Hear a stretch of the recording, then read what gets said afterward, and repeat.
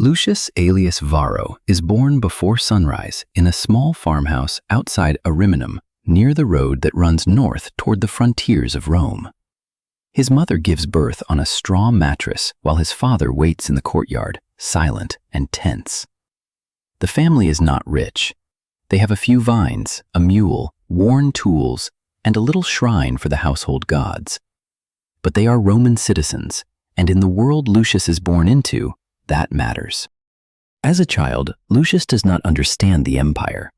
He only understands work.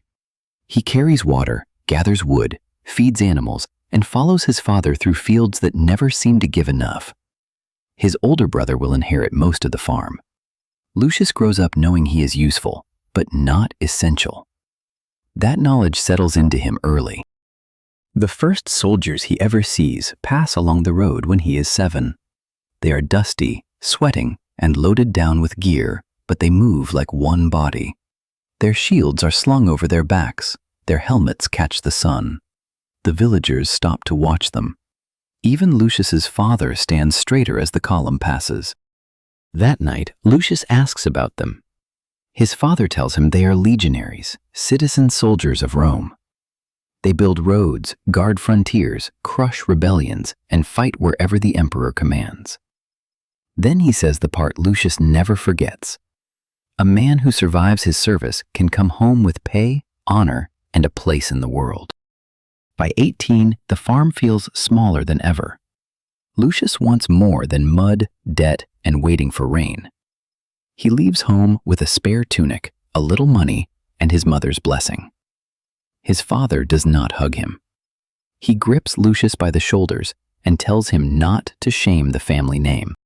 At the recruiting station, Lucius stands among other young men trying to look fearless. Officers inspect them like tools. They check his height, teeth, limbs, and strength. Rome does not need a dreamer. Rome needs a man who can march, dig, carry, fight, and obey. Lucius is accepted. He swears the military oath, the sacramentum, binding himself to the emperor and to his commanders. The words feel heavier than he expected. From that moment, his life is no longer entirely his own. His body, his labor, his courage, and, if necessary, his death belong to Rome. Training breaks him down before it builds him back up. He wakes before dawn, drills until his arms shake, and marches until his feet bleed. He learns to throw the pilum, the heavy Roman javelin, and to fight behind the curved shield. He is taught not to swing his sword like a hero in a story.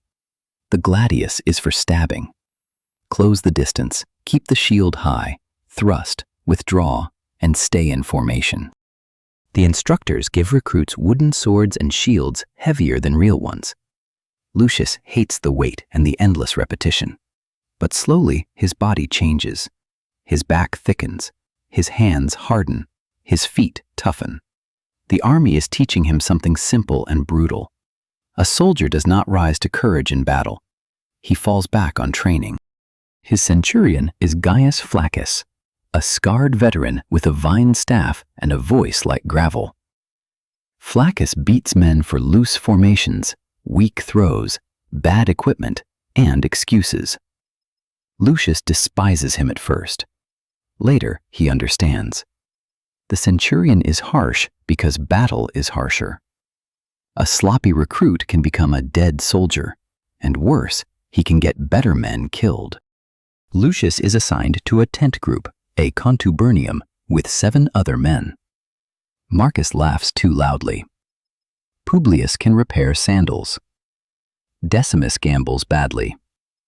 Tiro snores like an animal. At first, they are strangers. Soon, they are brothers. They share bread, chores, jokes, lice, fear, and the knowledge that the man beside them may someday keep them alive. His legion is sent north to the Danube frontier. This is where Lucius learns what soldiering really is. It is not constant battle. It is marching. It is carrying armor, tools, rations, spare sandals, and everything a man owns on his back. It is digging ditches after a full day's march, because every Roman camp must be fortified before night. It is rain, mud, cold, hunger, boredom, and officers who do not care how tired you are. On the frontier, Rome feels less like marble and more like smoke, timber, leather, and mud. Lucius sees forts, traders, local villages, tax collectors, prisoners, prostitutes, and children who stare at Roman soldiers with suspicion. The army brings order, but it also brings fear. Lucius begins to understand that being Roman does not always mean being loved. Sometimes it only means being obeyed. His first winter nearly breaks him.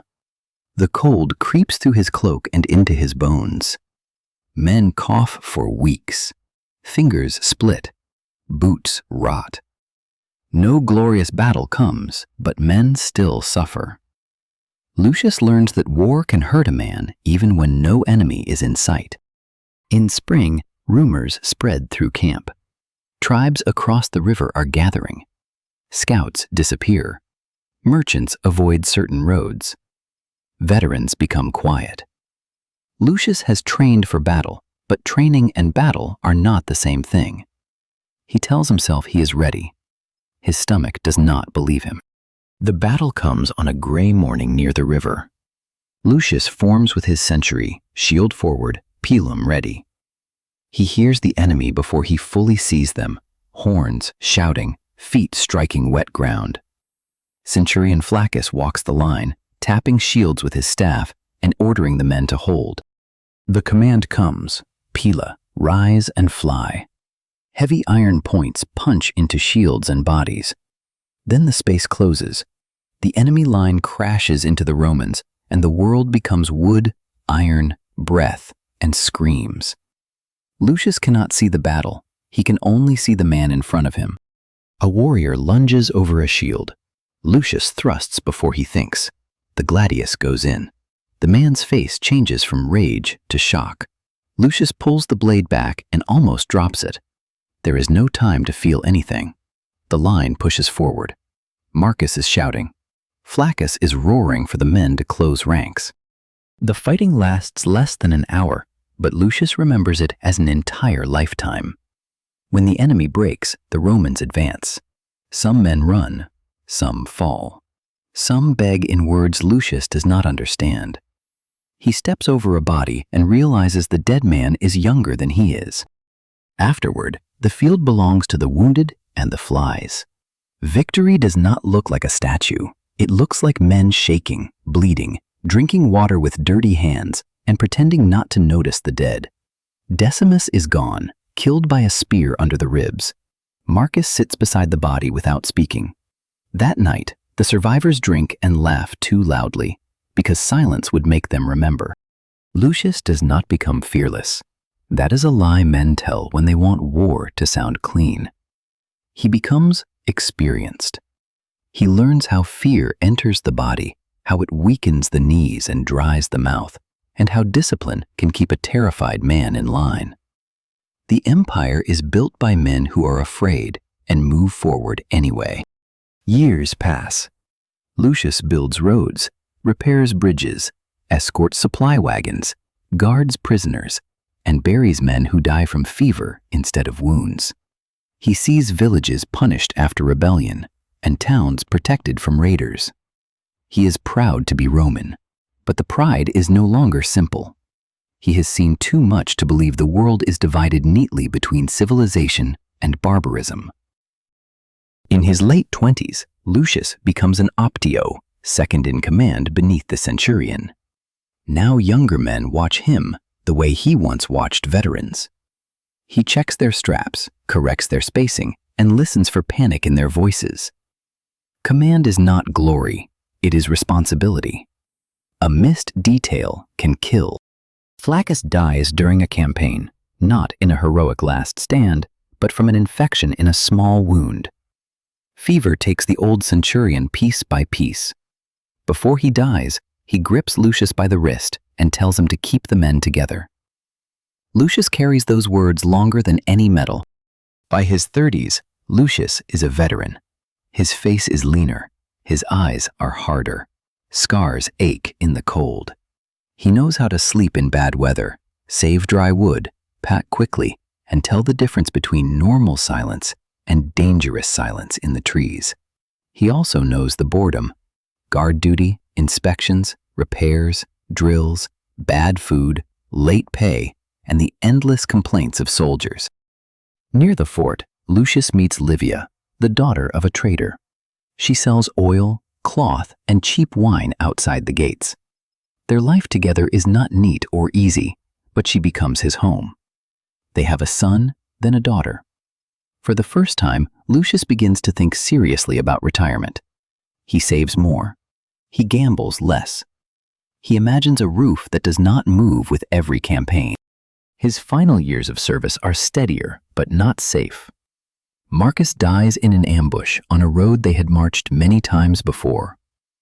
Publius loses a foot to infection. Tiro is transferred east and never writes. The army calls these losses part of service. Lucius calls them names. After more than 2 decades under the eagle, Lucius receives his honorable discharge. The ceremony is smaller than he imagined as a boy. There are formal words, papers, witnesses, and a few rough jokes from men trying not to show emotion. He receives the rewards owed to him: savings, legal recognition, and enough security to begin again. No reward can return his youth, but survival has finally paid him back. Lucius does not return to the farm where he was born. His parents are dead, and his brother's children now work the fields. Instead, he stays near the frontier town that has grown around the fort. With Livia, he buys into a small tavern and supply shop. Young soldiers come in dusty and loud, complaining about officers and pretending they are not afraid of the next campaign. Sometimes one of them notices Lucius's scars and asks what battle is really like. Lucius usually gives a short answer: keep your shield up, stay close to your friends, do not be the first man to panic. He does not describe Decimus on the ground, or Flacus burning with fever, or Marcus dead beneath dripping trees. Some truths are too heavy for a cup of wine. Old age comes slowly, then all at once. Lucius's knees stiffen, his sword arm weakens. He wakes before dawn, even when there is no horn, no watch, and no centurion calling the men to formation. He still folds his cloak the army way. He still dislikes sitting with his back to a door. His grandchildren know him as a stern old man who smells of leather, smoke, and wine. They love his stories about frozen rivers, strange gods, long roads, and soldiers marching beyond the edge of the world. He leaves out the worst parts, not because he has forgotten, but because children deserve a few years before they learn what men can do to one another. Near the end, Lucius is carried outside on a warm afternoon. The road beyond the town is busy. Carts creak. Merchants argue. A small detachment of soldiers passes in the distance, marching north under the same kind of burden he once carried. Their armor catches the sun, and Lucius watches until they disappear beyond the bend. He thinks of his mother's hands, his father's hard voice, the first soldiers he saw as a boy, the oath, the cold, the ditch, the shield wall, and the friends who became brothers, and then memories. He had wanted glory when he was young. What he received was heavier, harsher, and more honest. Lucius dies before sunset, not in battle, not under a standard, not with a sword in his hand, but in a bed near the frontier he helped hold. His family burns incense. His old military belt is placed nearby. A few veterans stand in silence longer than the others because they understand what has passed from the world. Rome will not remember Lucius Aelius Varro. No emperor will speak his name. No poet will carve his life into marble. But the road he marched remains. The fort he repaired stands another generation. His children carry his name forward. And somewhere, another poor boy sees soldiers passing in the sun and imagines honor, pay, and escape. That is the life of a Roman legionary. Not a myth, not a statue. A human life stretched across discipline, fear, labor, violence, loyalty, love, age, and death. Rome was carried by men like Lucius, men born ordinary, trained until they became iron, frightened more often than they admitted, and remembered by the people who loved them long after the empire forgot their names.